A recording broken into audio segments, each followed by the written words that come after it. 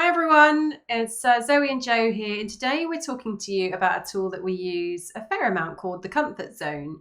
This is a model which, if you imagine a donut or a three-ringed donut, which is very tasty, you've got your centerpiece, which is your comfort zone. Then the next ring around it is your stretch zone, and the outer ring is your panic zone. And this is a model that we use to help clients to build awareness of where they're feeling stretch and where they're feeling panic, and it can break down feelings of overwhelm and feelings of discomfort that are associated with learning. Much of the activities we do will sit in our comfort zone, but what we want to make sure of is that any goals that we set ourselves and a fair proportion of our work exists in that stretch zone, because that's the zone of learning, it's the zone of growth, it's the zone of adventure and exploration. But obviously beyond the stretch zone, you start to meet your panic zone, and that can often derail people and send them retreating right back into the center, because really as humans, we're hardwired to avoid any sense of danger. So if we start to feel deep sensations of discomfort, we won't retreat to our stretch zone where we can manage those feelings. We'll retreat right back into that comfort zone. So we wanted to share with you today a short demonstration to illustrate this model and how we would use that in context. So what would you build on, Joe? I think really just to say that the more time that people spend in their comfort zone, the smaller the comfort zone gets. And I think when you share that idea, most people would think, oh no, I don't want to reduce the size of my comfort zone. I want to increase the size of it. So when we do things that are in our stretch zone, but with the right amount of stretch and the right amount of support within that area, it actually expands the size of our comfort zone, and that's quite appealing. So it's where are you now and where do you want to get to? And what often happens in that panic zone is paralysis. And so you can also think about when the client comes to you for coaching, how are they feeling even about the coaching sessions themselves? Comfortable? Is it stretchy or is it panicky? So you can also use the tool in terms of a check-in or a check-out of the sessions, or even during the conversations. But for the purposes of the conversation today, we're going to talk about a scenario where Zoe, as the coaching client, has had feedback from a 360-degree review.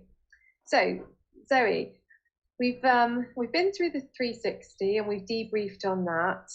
When you're thinking now about moving forward, what goal is it you want to set yourself to respond to the feedback that you've had? I think the thing that's coming through for me would be around visibility and building out my network and increasing my visibility at work. So I think that's the thing I'd really like to focus on and work on. Okay, great. And we've explained a bit about this comfort, stretch and panic zone model in our sessions before. When you think about increasing and expanding your visibility, what are the elements of that which are comfortable for you? I think within my comfort zone would be like reconnecting with colleagues that I have relationships with. So maybe those that I haven't spoken to or worked with for some time, but purposefully thinking about how I would reconnect with them and, just have some like nice conversations, really updating on what I've been doing, finding out what they've been up to. Like that feels quite comfortable for me and is something that I think that I just have not paid attention to, rather than there's anything getting in the way of me doing that. So I think that would be something that's in my comfort zone. And what else is comfortable for you when you think about building your visibility? Probably things like presenting, so sharing different ideas and thoughts. Although having said that, in situations in which I'm comfortable. So again, with those peers and colleagues that I know well, I feel quite comfortable presenting my thoughts, ideas and opinions. So that sits in there. What else is in my comfort zone? I suppose just a lot of day-to-day things, really. I guess there's an element of visibility that goes with the job, right? And the people that I have relationships with, the connections that I have, the suppliers that I talk to, I guess that's all visibility. I just sort of take it for granted. Okay, great. So I see that there's sort of evolving awareness around what visibility means.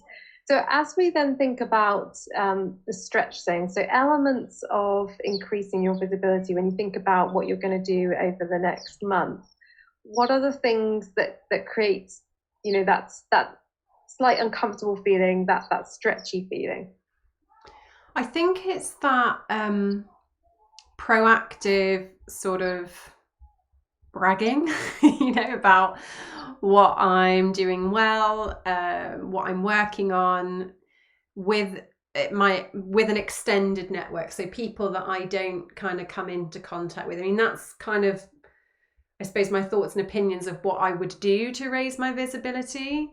Maybe bragging's the wrong term, but just proactive sharing of those projects and things that I'm working on.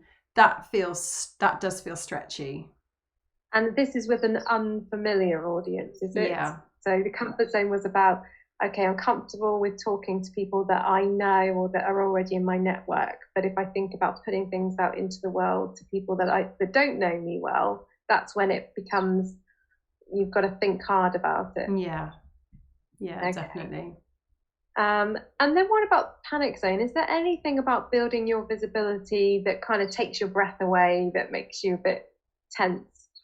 Yeah, I think taking it to the other extreme of like keynote speech in front of an audience of hundreds, like that would have me breaking into some cold sweats and not really wanting to dabble into that. So yeah, that would be panicky for me. Okay. So when we think about how we can help to shift some of these things up a level, so the stretchy things to help them to become more comfortable, or the panic zone to be stretchy rather than panicky. If we start there, what resources or support would you need in order for the idea of putting a keynote speaker in a large event to become stretchy rather than cold sweat panic? I think in reality, I would need to know my content.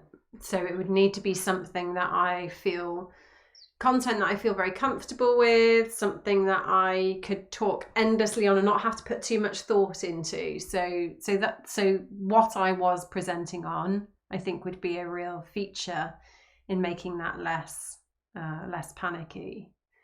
I think then, to be honest, like the ability to write the speech, practice it, get feedback on it, try it out perhaps in a couple of smaller audiences to get, I think what I'm saying is I wouldn't do a keynote speech on something that I hadn't actually talked about anywhere else ever. Like that would feel like walking into the lion's den. So I think it would need to be on something that I had, tested with an audience on a few separate occasions before I was to take any kind of big stage. So you're already breaking down this idea of like it would be any keynote speech in front of a big audience would be panicky for you. Now you're like, actually, if it's a topic that I know well, that is important to me, that I've tested out with audiences, where would that be then? Is that stretchy or is that comfort? It's definitely stretchy. There's still some borderline panic with it, but I think that's where then the actually writing it and rehearsing it and practicing within a safer group would make that a more comfortable stretch. And actually, as I kind of talk about it in the context then of raising my visibility, that feels like that is an activity that I could do to raise my visibility, would be to think about sharing some of the things that I'm working on with an audience that is full of some familiar people, but also some new people, and starting to kind of, I guess, work towards that more panicky goal. So that because it's inevitable, I will get there. When I get there, then it's not going to be as treacherous as I'm imagining it to be. So we could also talk about the stretchy things, which is about sharing information about what you're doing with an audience that are unknown to you. What support would you need or resources would you need in order for that to become more comfortable? For me, I think it's actually about purpose. Like, why would I be doing that? Why would I be approaching these people? to share stuff that I'm working on. So I think it needs a little bit more thought around what would be in it for them. Like, okay, it's great that it's for me to raise my visibility, but I'm not comfortable knocking on people's doors unless there's value in it for them. So I think I'd need to do some research around, like, who are my wider stakeholders and what are they working on, and where is the mutual benefit in us having a deeper connection and a more substantial relationship. And I think if I have that, it would actually be quite comfortable being able to approach them and kind of do some work with them. Great. Okay. So when you think about building your visibility now, how are you feeling about what you want to do over the next month? So have you got greater clarity now around an action that you'd like to take between now and our next session? I think I'm definitely not blinded by the discomfort of it, if that makes sense. So I can see where there's some activities that would be stretching, but I can also see that there are things that I can do. And I think the place which I'll start with will actually just be doing some stakeholder mapping activity and really working out, okay, what does my network look like right now? What could it look like, and who are the people I'd like to connect with, and where's the mutual benefit? I think that would be a great starting point. Great, thank you. And another way that you can use the comfort, stretch and panic zone model is to look at what percentage of an individual's time are they spending in their comfort zone? What percentage of their time are they spending in stretch? What percentage of the time are they spending in the panic zone? And what impact is that having on what they're thinking, what they're feeling, and how they're behaving?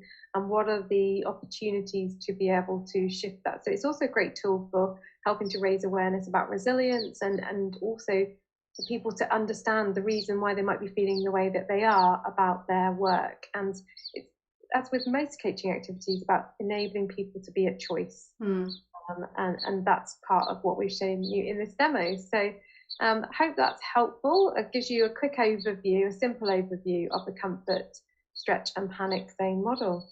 Yeah, and if you'd like more of these videos or be able to find more resources, come and visit our website, www.igcompany.co.uk/blog, and we'll see you again soon.